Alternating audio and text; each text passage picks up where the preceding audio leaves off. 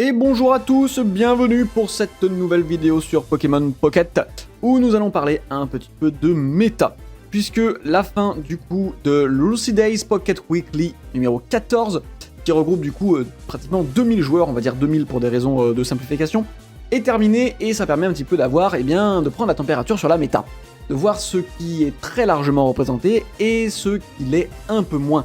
Et la première chose qu'on voit, c'est même pas la présence à la première place évidemment de Darkrai et Magnézone, parce que ça c'était prévisible. En revanche par contre ce qu'on voit, c'est que Palkia n'est pas dans le top 5. Pressenti pour être un des meilleurs decks de la méta, mine de rien, Palkia, il est ici, avec seulement 86 d'utilisation. 86 joueurs qui ont utilisé Palkia sur les 1891, contre 223 pour Darkrai. Et vous allez voir que du coup, ce fameux Darkrai centralise complètement la méta. Mais quand je vous dis complètement, c'est complètement. Et pour cause, avec 223 utilisations, du coup Darkrai est le deck, Darkrai Magnézone est le deck le plus représenté de la méta. À ce tournoi en tout cas. Mais le deuxième, c'est Dracofeu X et Sulfura X. C'est un deck qu'on ne croyait pas enterré, mais qui clairement n'aurait pas dû autant briller sur la méta actuelle avec tout ce qui est sorti, et pourtant il finit deuxième dans les usages avec 177 personnes. Mais alors comment on explique ça ? La raison elle est assez simple, et la raison elle s'appelle le numéro 3. Le numéro 3 avec 140 utilisations, c'est Celebi. Pourquoi Celebi ? Parce que Celebi Noix de Coco, c'est un deck extrêmement agressif qui fait extrêmement mal à Darkrai. Voilà. Et comme Celebi est le type plante, le deck entier de type plante, le meilleur wall de Celebi, c'est Dracofeu et Sulfura. Tout simplement. Voilà pourquoi Dracofeu et Sulfura est aussi représenté à ce tournoi, c'est pour venir, du coup, surprendre, quoique la surprise était un petit peu téléphonée, mais bon bref, en tout cas, bloquer les utilisateurs de Celebi. D'autant que Dracofeu, c'est pas non plus complètement mauvais, ça peut one-shot Darkrai, ça peut one-shot Magnézone, enfin ça one-shot quasiment tout le jeu vu qu'il tape à 200. Donc du coup Dracofeu a quand même une sacrée place dans la méta. Numéro 4, on retrouve du coup Léviator Amphinobi, avec 129 utilisations. Et le cinquième, pour finir le top 5, c'est le Magnézone Combat, qu'on va voir. On va voir toutes les decklists les plus utilisées, on va la regarder juste après. Le Magnézone Combat, pour vous faire une idée, c'est du coup Magnézone, donc sa ligne évolutive, plus des Pokémon combat comme Marshado par exemple, du coup pour venir faire extrêmement mal à des Pokémon comme Darkrai, également pour avoir la présence de Kikli, pour venir taper les Magikarp en début de partie. Du coup c'est un deck qui est vraiment tech et qui n'est pas anti-méta, mais en tout cas qui est conçu pour jouer autour de ce qui se joue dans la méta. Si maintenant on s'intéresse du coup aux fameuses decklists utilisées pendant ce tournoi. On commence avec le Darkrai Magnézone que, évidemment, tout le monde connaît, parce que tout joueur de Pokémon Pocket qui se respecte a au moins une fois rencontré ce fameux Darkrai Magnézone. On va retrouver toute la ligne évolutive de Magnézone, donc Magnéti, Magnéton, hyper important pour placer les énergies électriques, et Magnézone, Dracarmin pour tanker le début de partie, et Darkrai, évidemment, qu'on ne présente plus, avec son talent complètement abusé qui fait 20 de dégâts à chaque fois que vous lui fixez une énergie.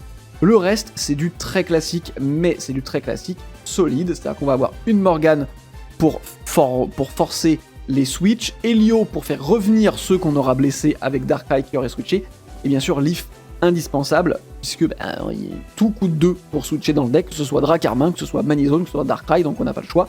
Et enfin la cape, pour éviter que Darkrai et Magnézone se fassent notamment one-shot par Palkia, ou nécessite un lancer de pièces supplémentaire à Celebi, puisque avec 3 faces, vous tuez Magnézone ou Darkrai, avec la cape.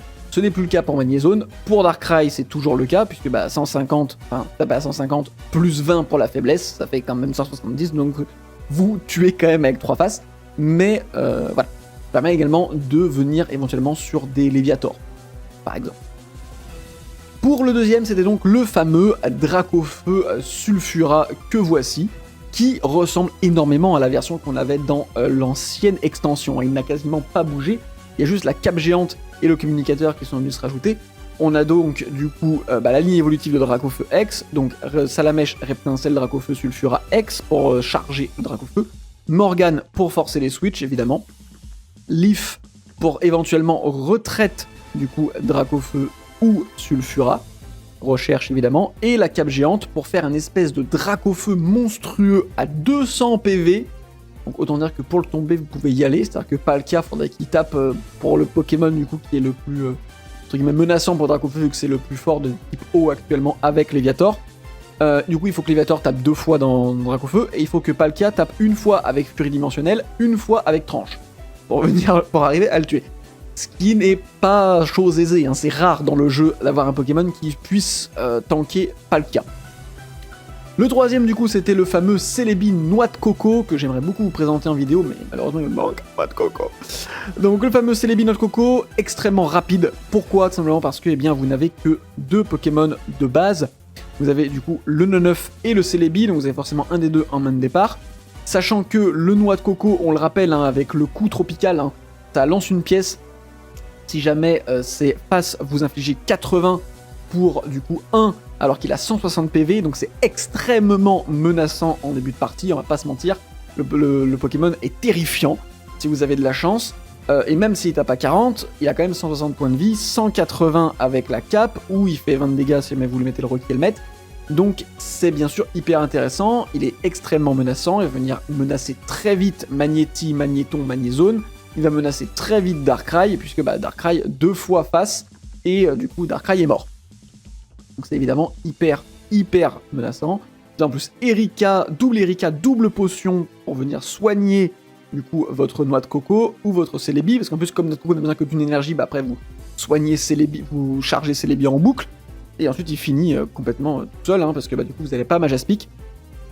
Donc il va falloir un peu plus d'énergie avant de pouvoir lancer énormément de pièces.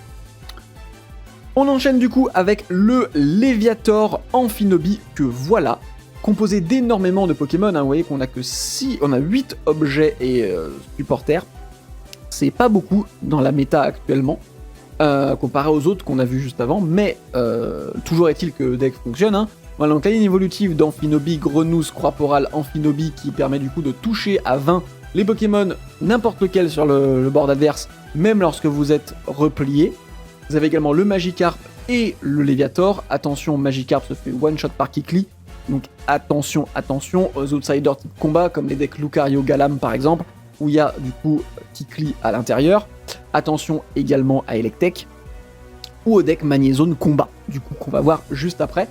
Vous avez du coup le Léviator, un terrifiant qui tape à 140, et le Dracarmin, évidemment, qui est là pour tanker le début de partie.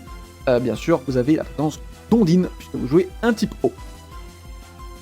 On termine avec le tout dernier deck de ce top 5, et c'est celui-ci, celui que vous connaissez peut-être le moins sur les 5, c'est le Magnézone combat. Donc on va retrouver toute la ligne évolutive de Magnézone, évidemment, avec toujours pareil le Magnéton qui est là pour mettre l'énergie électrique, donc la seule énergie que vous avez dans le deck c'est l'énergie combat. Vous avez du coup le Kikli qui va être là pour taper les Pokémon sur le banc, notamment les Grenousses, les Magikarp, etc., les Salamèches avant qu'ils ne puissent évoluer en Dracofeu, etc. Donc extrêmement intéressant Kikli, surtout qu'on l'a vu, hein, les top decks de la méta utilisent des Pokémon qui ont besoin d'évoluer 2 fois, ça vous laisse le temps de leur taper dessus. Taignon pour mettre une grosse pression en début de partie, parce que du coup il a 80 PV, il tape pour 30 pour seulement 1 d'énergie, donc ça met quand même la pression mine de rien. Et le fameux Marshado pour Revenge Kill à 100 de dégâts, si jamais un Pokémon a été mis KO au tour précédent. Vous avez en plus du coup Vitesse Plus, parce que le deck se paie le luxe, à part Magnézone, de n'avoir que des Pokémon qui ne se switchent que pour 1. Du coup, même pas besoin d'avoir Lift dans le deck. Donc ça c'est évidemment extrêmement fort.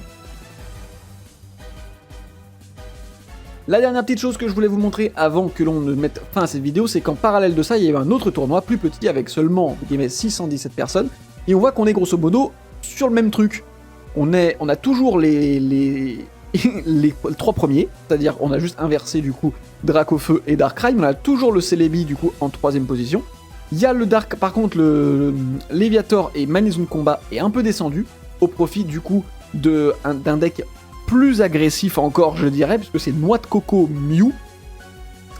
Et ensuite, nous avons du coup le Darkrai Amphinobi, qui est somme toute assez présent, les gens l'aiment beaucoup en combat aléatoire, mais qui était moins représenté du coup sur le tournoi des 2000 joueurs. Il était quand même présent, hein, on note que les 2 decks qui sont passés ici, en fait, c'est juste ceux qui étaient juste après. Parce que là, on avait les 5 premiers, et là, on avait du coup le fameux Darkrai,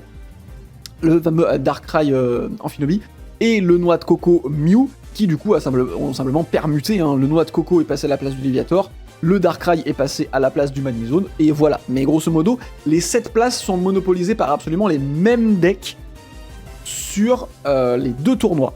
Donc c'est très très clairement les decks les plus forts. En tournoi, on joue des trucs forts. Donc c'est clairement les decks les plus forts de la méta. Attention, ça ne veut pas dire qu'il n'y a rien d'autre de fort. Il y a des decks très anti-méta, mais qui du coup ne sont pas forcément utilisés en tournoi. Vous avez des outsiders. Le Yanmega par exemple peut être absolument terrifiant avec Dialga. Le Bastiodon également peut être avec Dialga terrifiant.